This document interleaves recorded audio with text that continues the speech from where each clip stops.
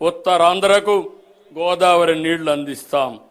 రాయలసీమను సస్యశ్యామలం చేసేందుకు గోదావరి వృధా జలాల్ని పోలవరం నుంచి బనకచెర్లకు మళ్లించాలని నిర్ణయించాం. సముద్రంలోకి పోయే వృధా నీటిని వినియోగిస్తాం.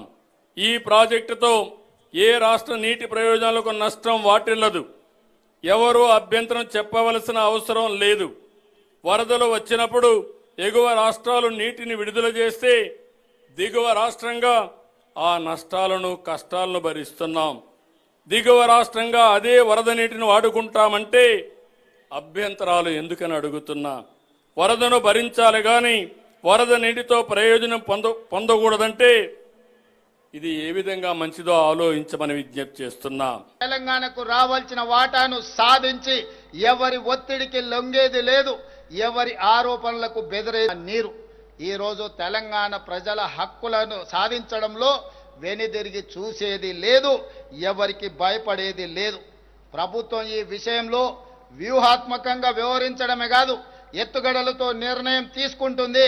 ఎవరు ఎత్తులేసినా ఆ ఎత్తులను చిత్తు చేసి ఎవరు విష ప్రచారం చేసినా వాళ్ళను తిప్పుకొట్టే బాధ్యత 4 కోట్ల తెలంగాణ ప్రజలు తీసుకోవాలి. ఈరోజు దృష్టి మరల్చడానికి కొంతమంది కొన్ని సెంటిమెంట్లను రగల్చి తద్వారా రాజకీయ ప్రయోజనం పొందాలని ఏదైతే చేస్తున్నారో ఈ కుట్రను తిప్పికొట్టవలసిన బాధ్యత తెలంగాణ రైతాంగం మీద ఉన్నది. ఎవరు ఎన్ని కుట్రలు చేసినా కుట్రలను ఛేదించుకొని గోదావరి నదీ జలాలలో రావాల్సిన వాటాను సాధిస్తాం.